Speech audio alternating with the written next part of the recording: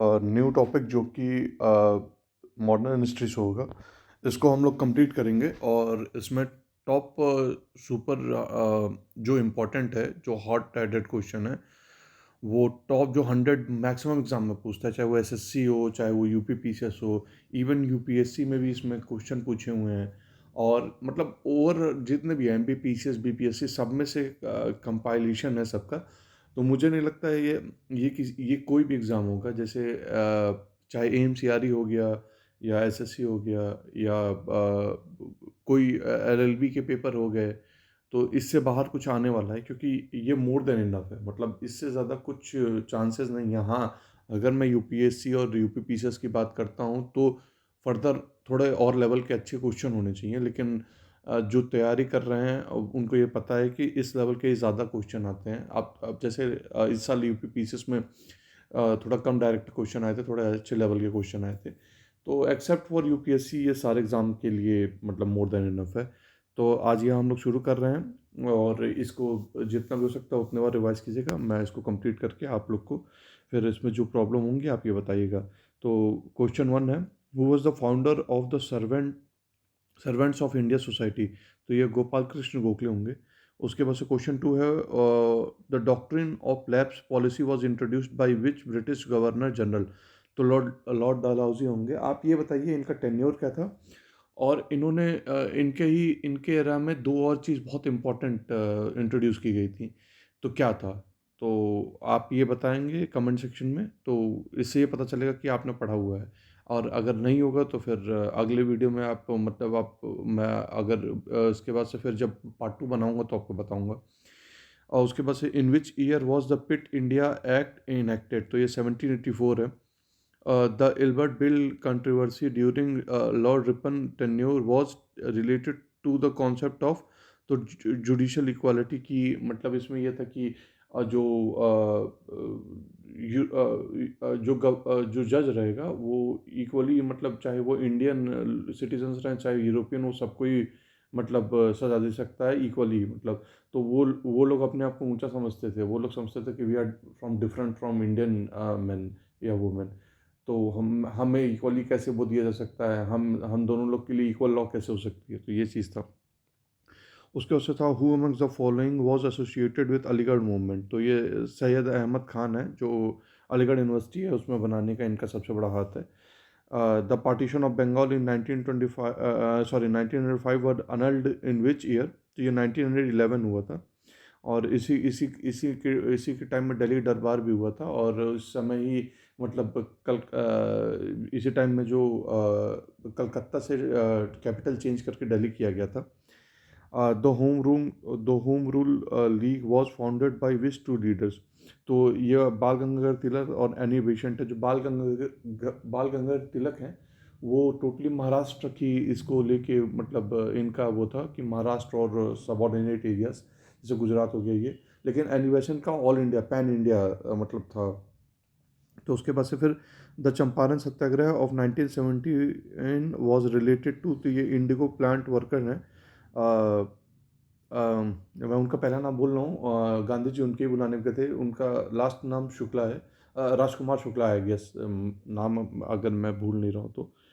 The Khilafat movement was launch to protest against the humiliation of, तो Ottoman caliphate थे, जो जैसे ओटोमन अम्पायर है जो आज के टाइम में टर्की जाना जाता है, उसके अंपायर को हटा दिया गया था बाय द ब्रिटिश। तो इसके अगेंस्ट भी किया गया था ये। उसके बाद से फिर Simon Commission was boycotted by Indians because it did not include any Indian member. The Dandi march initiated by Mahatma Gandhi was part of which movement? तो ये सिविल डिसोबीडियंस मूवमेंट होगा। The Poona pact of 1932 was an agreement between, तो महात्मा गांधी और B are Ambedkar था, कि इसमें जो special जैसे शुरू किया गया था for schedule caste and tribes different, वो उनके लिए शुरू किया गया था वोटिंग का सिस्टम। तो वो उसके खिलाफ थे Mahatma Gandhi. The Cripps mission visited in India in which year? तो 1942 है। ईयर ज़रूर याद रखिएगा, ईयर बहुत कंफ्यूजिंग होता है। The cabinet mission of 1946 proposed तो federal structure with weak centre? The Mountbatten plan become the basis for the partition of India. Who was the first Indian governor general of independent India? तो राजा गोपालाचारी होंगे। और अगर आपसे मतलब Indian नहीं होगा तो माउंट बैटन होगा। मतलब who is the first governor general of India, तो ये होगा माउंट बैटन। लेकिन इंडियन अगर पूछा हुआ है तो राजा गोपालचारी होगा। The doctrine of passive resistance was advocated by, तो अरविंदो घोष थे। August offer of 1940 was made by तुलोंग लिथिनगो हो गए। The Ghadar party was founded in, तो ये सैन फ्रांसिस्को होगा। The Forward Bloc was formed by, तो सुभाष चंद्र बोस होगा। All all India Muslim League was founded in which year? तो ये 1906 होगा। The Lucknow pact of 1960 was N agreement between, तो आपको ये पता ही होगा कि सूरत जो स्प्लिट हुआ था 1907 में, उसी का फिर मर्जर हो गया था। तो इंडियन नेशनल कांग्रेस और अच्छा, इसमें कोई ये भी दिया हुआ है, Indian National Congress all all all India मुस्लिम। नहीं, मतलब इस ये पूरा वर्डिंग एक तरीके से वो नहीं होगा।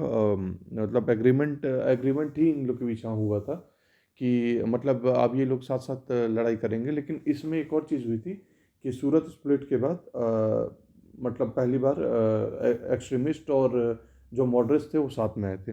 ये उनके उनके बीच में भी एग्रीमेंट हुआ था। The Indian National Congress was founded in which year? तो ये 1885 होगा। Which was the first president of Indian National Congress? तो ये WC बनर्जी होगा। The slogan Swaraj is my birth right and I shall have it was given by, तो बाल गंगाधर तिलक होगा। Which act introduced the principle of dyarchy in the Indian provinces? तो ये government of India act 1990 होगा। Who among the following led the salt Satyagraha in 1930 in Tamil Nadu? तो ये होगा राजा जी इनको कहते थे, राजा गोपालाचारी, जो हम लोग के फर्स्ट गवर्नर जनरल बने थे। The Ryotwari system of land revenue was introduced by, तो थॉमस मुनरो होगा। Which revolutionary was associated with the Kakori conspiracy case? तो राम प्रसाद बिस्मिल होगा। The Quit India movement was launch, आप ये बताइए कि राम प्रसाद बिस्मिल जी को कहाँ पे किस जेल में फांसी दी गई थी? ये क्वेश्चन आपके लिए इससे पता चलेगा कि आप पढ़ाई का आपका लेवल कहाँ तक है। The Quit India movement was launch in which year? तो 1942। और क्विट इंडिया मूवमेंट का स्लोगन किसने दिया था, ये आप बताइए। और क्विट इंडिया मूवमेंट पे एक रेडियो शुरू हुआ था, उस रेडियो को शुरू करने वाला कौन था या थी? आप ये बताएंगे। हु वॉज द, और ये क्वेश्चन बताइए, और नहीं आता तो सर्च करके बताइए, क्योंकि इससे ना फिर आपके दिमाग में बैठ जाएगा। वहाँ पे बैठ के अगर आप वीडियो देख रहे हैं तो एम्बेरस मत होइएगा कि आपको आ नहीं रहा है, क्योंकि आप जब आपको ये पता चलेगा कि आपको क्या नहीं आ रहा है तो ही आप उस तरीके से अच्छे से पढ़ाई करेंगे। और अगर नहीं आता है तो देख के आप मैसेज कीजिए, तो आपको पता चलेगा कि हाँ, मतलब उसको वो आपका हमेशा के लिए वो देखिएगा, कभी आपको फिर भूलेगा नहीं। Who was the viceroy of India during Jallianwala Bagh massacre? तो ये क्लैम्सफोर्ड होगा। The battle of Plassey was fought in which year? तो ये 1757 होगा। Who is known as the father of Indian renaissance होगा? तो राजा राम मोहन राय होगा। इनके खिलाफ ही सती प्रथा के खिलाफ लड़ाई शुरू की गई थी। और ये मॉडर्न उसमें थे कि ये मतलब इनका ये कहना था कि मूर्ति पूजा और ये सब चीज़ें नहीं होनी चाहिए, और ये मतलब अर्ली चाइल्ड मैरिज के खिलाफ भी थे। तो कई चीज़ें थी जो कि। Who was the founder of Indian association? तो ये सुरेंद्र नाथ बनर्जी होंगे। Which governor general abolish the practice of sati? तो ये आपको बताया ऊपर, ये भी बताया विलियम बेंटिक थे, लेकिन ये राजा मोहन राय के थ्रू शुरू किया गया था। The permanent settle system of land revenue was introduced by, तो ये लॉर्ड कॉर्नवालिस होंगे। Who gave, Lord Cornwallis father of मतलब सिविल सर्विसेज भी माने जाते हैं। Who gave the slogan of do or die during the Quit India movement? तो ये महात्मा गांधी थे। Which movement was launch by the Gandhi after the Chauri Chaura incident? तो नॉन कॉपरेशन मूवमेंट था। Which freedom fighter is known as the iron man of India? तो ये हमारे सरदार वल्लभ भाई पटेल होंगे। The Azad Hind फौज वॉज फाउंडेड बाई, तो ये होंगे सुभाष चंद्र बोस होंगे।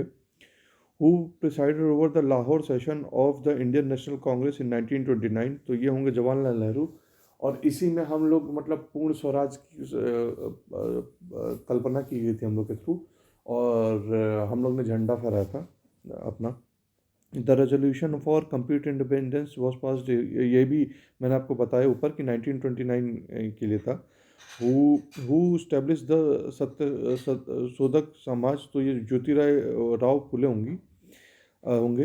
Who among the following was called the prince of patriots by Gandhi, तो ये बाल गंगाधर तिलक होंगे। The famous Dandi march began at, तो ये 12 मार्च 1930 होगा। जो डेट होगा वो याद कीजिएगा कि history is all about the dates, और अगर आपको डेट्स याद हो गए तो आपको सब कुछ याद हो जाएगा। उसके बाद से फिर the battle of Buxar was fought in which year, तो ये 1764 में होगा। Who among the following was known as the lion of Punjab, तो ये लाला लाजपत राय जी होंगे। Who which social reformer is known as the father of modern India, तो राजा राम मोहन रॉय होंगे। द स्वदेश मूवमेंट स्टार्टेड ड्यूरिंग इवेंट, तो ये पार्टीशन ऑफ बंगाल होगा। Who funded the Ramakrishna Mission, तो ये स्वामी विवेकानंद होंगे। आपको ये बताना है कि स्वामी विवेकानंद किस एज में इनकी डेथ हुई थी, कहीं कुछ क्वेश्चन में ये पूछता है। Which act is known as the act of settlement, तो ये रेगुलेटिंग एक्ट होगा। वो फाउंडर द ब्रह्मो समाज, तो राजा राम मोहन रॉय होगा। Which event mark the beginning of revolt of 1857, तो ये एट म्यूटनी ऑफ मेरठ होगा। Who was the leader of revolt 1857 इन कानपुर, तो ये नाना साहेब होंगे। और चल आपको बताना कि झांसी की तरफ से कौन लड़ाई किया था, और बरेली में कौन किया था, और बिहार से कौन किया था, तो ये सब आपको बताना है हमें। The doctrine of lapse was used to annex which of the following state, तो झांसी होगा।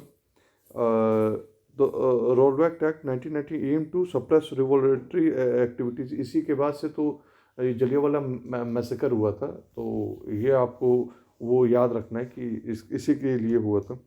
Who founded the Arya Samaj, तो Dayanand Saraswati. The Hunter Commission was appointed to inquire, तो ये जलियांवाला बाग मैसेकर होंगे। Who gave the slogan Inquilab Zindabad, तो ये भगत सिंह है। Who wrote the book Hind Swaraj, तो ये महात्मा गांधी हैं।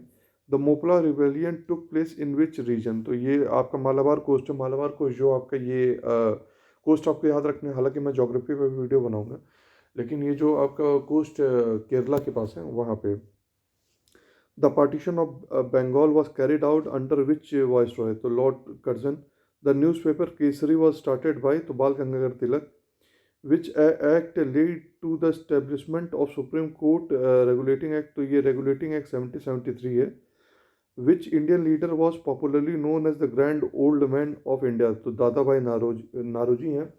और ये मतलब इन्होंने इलेक्शन भी लड़ा था यूके में, और वहाँ पे जीते भी थे। और इनकी पार्टी का नाम आप बताएंगे हमें। और दूसरी चीज़ है, इन्होंने बुक लिखी थी कि इकोनॉमिक ड्रेन ऑफ इंडिया, तो उसमें ये बताया था कि कैसे ब्रिटिशर्स हमारे जो वेल्थ है उसको लूटे हैं। Who founded the Indian national army INA, तो ये रास बिहारी बोस होंगे। कंफ्यूजन में आप लोग मतलब जल्दी में सुभाष चंद्र बोस लगा के मत चले आइएगा, क्योंकि सुभाष चंद्र बोस ने टेक ओवर किया था, और जो उस समय के कंटेंजेंट थे वहाँ के जो हेड थे वो मोहन सिंह थे। साइमन कमीशन वॉज बाइकआउटेड बिकॉज, तो मैंने बताया था इट एक्सक्लूड इंडियंस, तो उसके बाद से the non cooperation movement was withdraw due to, तो मैंने बताया था चौरी चौरा इंसिडेंट है। Who was the viceroy during the round table conference, तो लॉर्ड इरविन है। Which revolutionary organized was associated with the Kakori train robbery, तो ये हिंदुस्तान सोशलिस्ट रिपब्लिकन एसोसिएशन होगा। Who coined the term drain of the wealth in the context of British exploitation of India, तो मैंने आपको बताया था दादा भाई नारोजी थे। The Champaran Satyagraha of 1970 was related to, मैंने आपको ये बताया था कि इंडिगो प्लांट ऊपर इंडिगो प्लांटेशंस के ऊपर हो। Who founded the Servants of India Society 1905, तो मैंने आपको ऊपर बताया था ये बात कि गोपाल कृष्ण गोखले हैं। Who wrote the book of discovery of India, तो जवाहरलाल नेहरू ने लिखा था जब ये जेल में थे। Who establish the Forward block, तो ये सुभाष चंद्र बोस हैं। जब इन्होंने रेजिग्नेशन दे दिया था 1938 में वो कांग्रेस से, तब इन्होंने मतलब ये बनाया था Forward Bloc. Who was the founder of Ghadar Party, तो ये लाला हरदयाल होंगे। ये सैन फ्रांसिस्को में बनाया था इन्होंने। द फेमस स्लोगन ऑफ जय हिंद वॉज गिवन टू, तो श्री सुभाष चंद्र बोस होंगे। who which event was associated with the year 1947 naval mutiny. तो ये protest against British colonial policies होगा. Who was the leader of Bardoli satyagraha. तो ये सरदार वल्लभ भाई पटेल होंगे. Which movement was launch by the Congress in 1942. तो ये क्विट इंडिया मूवमेंट होगा. Who introduced the subsidiary alliance system in India. तो ये लॉर्ड वेस्ले होंगे. Who was the governor general during the second Anglo Mysore war. तो ये वॉरेन हेस्टिंग होंगे उस समय. मतलब ये मतलब इनका इसके बाद से फिर 1992 होगा और आखिरी में 19 बोलो 1792 होगा. उसके बाद 1799 में आखिरी में जब टीपू सुल्तान होता है तो उसमें मार दिए जाते हैं. उसके बाद से फिर कि who wrote the famous book of Anand Math including the song Vande Mataram. तो ये बंकिम चंद्र चटर्जी होंगे. Who presided over the Surat session of the Indian National Congress in 1907. तो ये रास बिहारी घोष होंगे. Which reform is associated with the formation of Indian council of act of 1990. तो ये Morley Minto reforms होंगे. The first session of Indian National Congress was held in which city. तो ये बॉम्बे होगा. और सेकंड आपको बताना है और थर्ड बताना है. मैं आपको हिंट दे देता हूँ. सेकंड ईस्ट साइड में हुआ था और जो थर्ड था वो आप जैसे आप बता सकते हो कि मतलब और बॉम्बे क्यों किया गया था आप ये बताना है कि इसको कहीं और पहले रखा जाता था लेकिन बॉम्बे क्यों किया था. उसके बाद से the partition of Bengal was annulled in which year.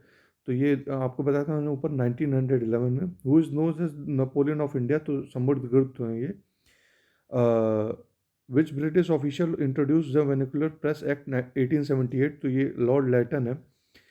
Who gave the title of Mahatma to Gandhi. तो ये रविन्द्रनाथ टैगोर है. Which movement is associated with the charkha symbol. तो स्वदेशी मूवमेंट था. The Khilafat movement was launch to protest against the humiliation of which country. तो मैंने आपको ऊपर बताया था ऑटोमन एम्पायर जो है इसके सामने आप लोग अगर कहीं आपके पास हो तो आप स्क्रीनशॉट लेके इसको रख सकते हैं. इसके सामने ऑटोमन एम्पायर लिख लीजिएगा कि कंफ्यूज ना हो. Who founded the home rule league in 1916. तो Annie Besant and Bal Gangadhar Tilak. Who was the author of the famous book poverty and un British rule in India. तो ये दादा भाई नौरोजी होंगे. In which year the Poona pact sign. तो ये 1932 होगा. Who launch the Tebhaga movement. तो ये peasants होंगे. Who introduce the doctrine of lapse. तो लॉर्ड डलहौजी होंगे. The Simon commission arrived in India in which year. तो ये 1928 होंगे. और इसी के बाद लाला लाजपत राय की मतलब लाठी से डेथ हो गई थी जब लाठी चार्ज की गई थी. Which leader is known as the लुकमान ने. तो ये बाल गंगाधर तिलक होंगे. ये मोस्ट इंपॉर्टेंट 100 क्वेश्चन है. ये मोर देन इनफ है किसी भी एग्जामिनेशन के लिए. यूपीएससी का मैं हल्का सा बोलूँगा क्योंकि यूपीएससी में भी इसमें से कुछ क्वेश्चन पूछे हुए हैं. लेकिन फिर भी मैं ये बोलूँगा कि ये आपके लिए बेसिक्स हैं तो आप ये सारे पढ़ जाइए. चाहे वो एसएससी वाले हों, चाहे वो एनटीएस वाले हों, चाहे वो एम्स सीआरई वाले हों या किसी भी स्टेट के पीसीएस की तैयारी कर रहा हूँ. ये आपके लिए मोर देन इनफ है. और इतना अगर आप पढ़ाई करके मतलब जीके और जीएस के लिए मॉडर्न हिस्ट्री का one of the important part है. तो ये आप लोग पढ़ाई कर लीजिएगा. और कोई भी दिक्कत होगी तो आप बताइएगा. जैसे जब एलएलबी कई लोग बच्चे देते हैं कई यूनिवर्सिटीज़ के तो उनके लिए भी बहुत इंपॉर्टेंट है. बाकी अगर कोई प्रॉब्लम होगी तो आप अपनी सजेशन दीजिएगा. मैं ऐसी मतलब जीके और जीएस के कई वीडियोस बना के लेके आऊँगा. इससे मतलब आपका भी जो है जो लोग पढ़ चुके हैं उनका रिवीजन होगा और जो लोग नहीं जानते हैं उनका जो बेसिक्स है वो स्ट्रॉन्ग होगा. तो इससे ही मैं आपको शुरू करूँगा पढ़ाने के लिए. चलिए तो आज के लिए इतना काफ़ी है और आगे मैं अलग वीडियो लेके आऊँगा. तो अच्छे से आप लोग पढ़ाई करते रहिए. Take care. बाय.